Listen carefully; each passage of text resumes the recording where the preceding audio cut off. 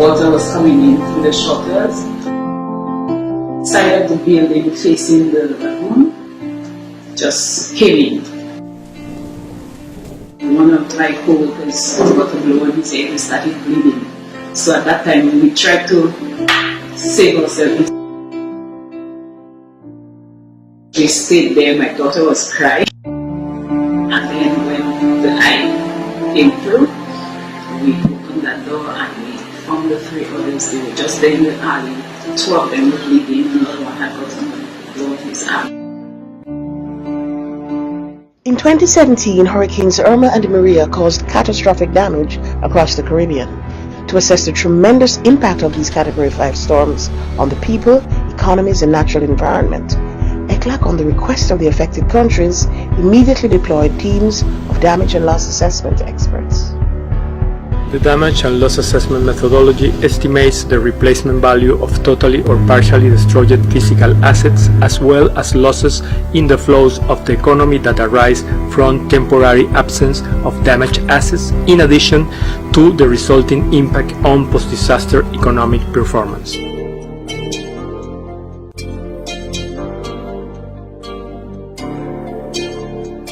Disaster assessment team is a multidisciplinary team. In all the assessment that we did, we include medical doctor, economists, demographer, engineers, journalists.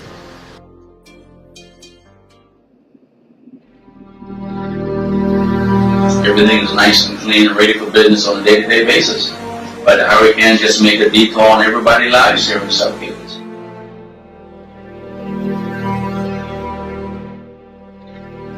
Financially, it's not going to be easy.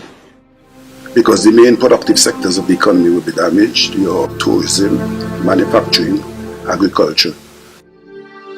Well, tourism sector is the heart of the Caribbean economies, and hurricane affect the assets of the tourism sector.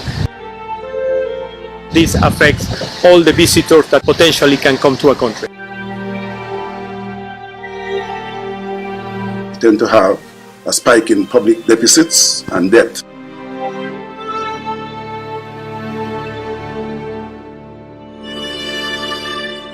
We're here to collect information on total damages, the cost of repairs, cost for removal of debris.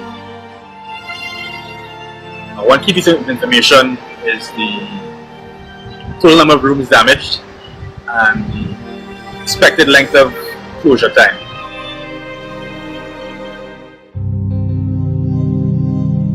A lot of commerce in the Caribbean is dependent on imports. So if the transportation infrastructure is damaged, then you're not able to import goods for sale.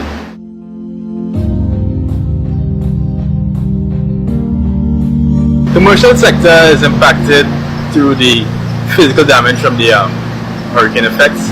It's also affected through the different linkages the commercial sector has with the rest of the economy.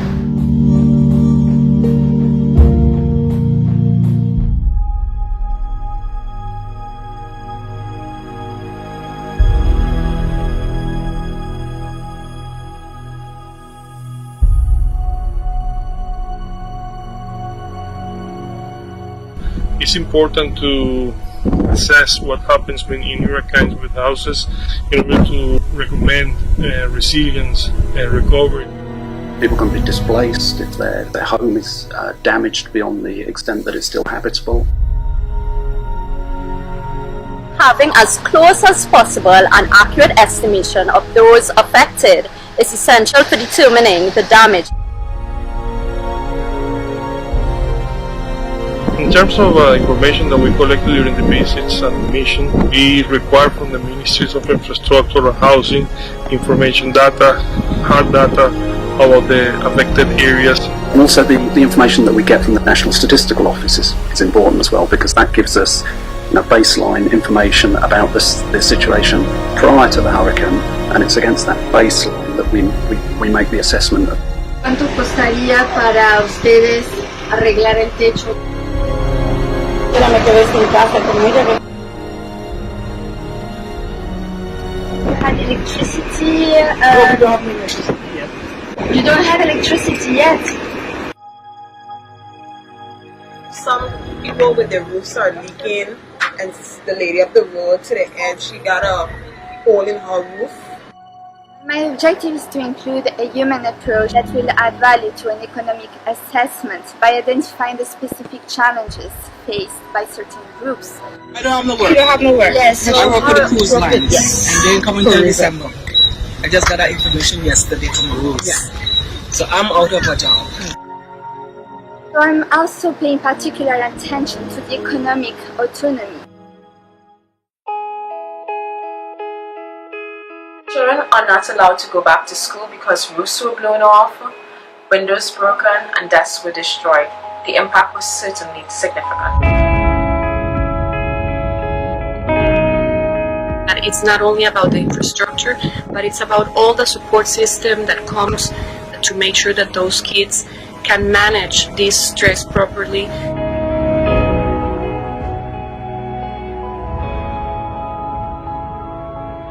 Why were the schools so affected? Was it because they were very close to the shore? Was it because they were not complying with the building code? Was it because they didn't have warning enough? That is what we try to find on the field.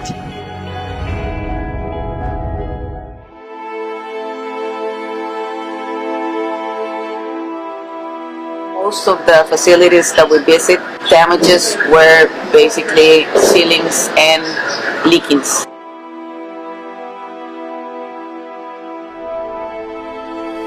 They were really prepared, and the moment the storm was over, they started with all the preventive medicine, and they fought, and they went to do medical consultations to the houses.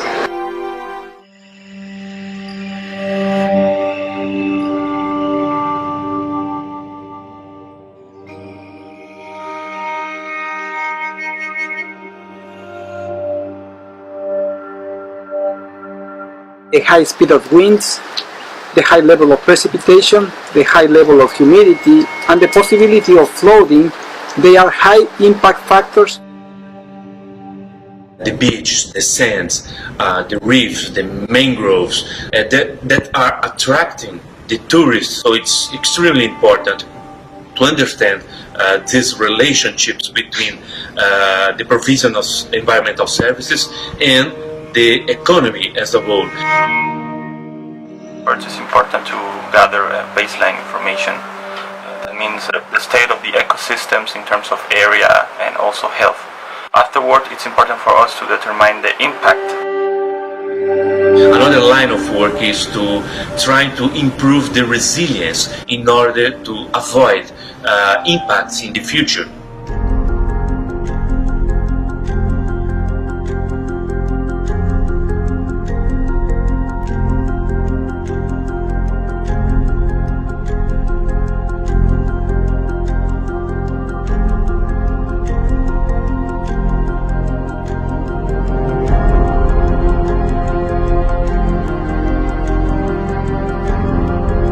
We've seen some pretty bad damage to the microwave link and other technology that is used on the cell towers. Immediately after the hurricane, there is no ability to communicate.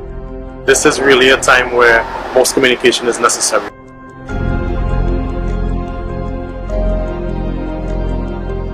We look at the damages caused, the light poles to the production system for power, to the telecommunications equipment.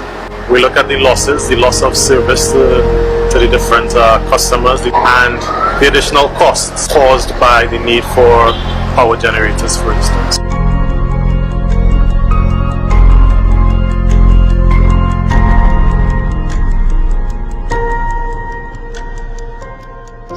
Well, the thing about airports is that they normally get affected on the air traffic control tower. That affects revenue on the country, tourism, specifically speaking, and in general terms, infrastructure on the airport. If the airport or port has been closed during a month, so I take all of that info and project how the losses will be on the island.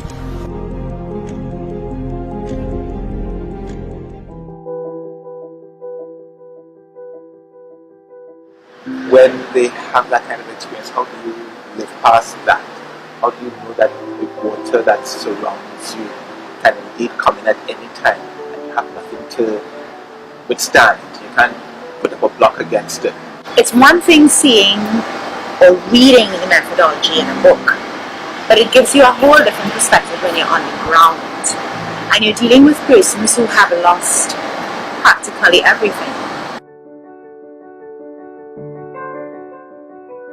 Although we have a sectoral approach to our assessments, we are a team and we share our information to try to make some recommendations for a resilient reconstruction, to make sure that all the things that went wrong don't happen again. ECLAC methodology is non-prescriptive. We don't want to impose the kind of reconstruction that the countries should do. When we make these recommendations for resilient reconstruction, we do it in an integral manner. There is no point in just suggesting very specific things for education if we still have a weak building code, or if we don't have contingency plans for the power and water sectors, if the houses of these children and their teachers are severely affected. So it's a comprehensive effort. On my way into the office today, I actually stopped at the sidewalk and noticed the flower that bloomed on a tree that was dead, because the tree had been knocked over in the storm, but there was one branch that was still alive. There was a flower. It gave hope in the midst of all of this death and destruction. It gave hope.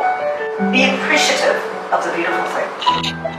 When you step into the sea, look at the sand on your toes.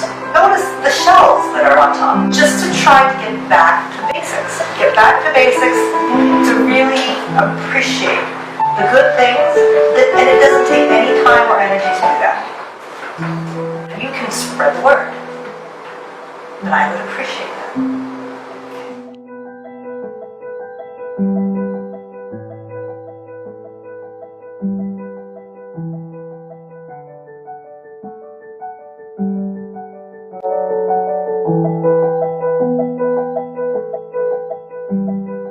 Thank you.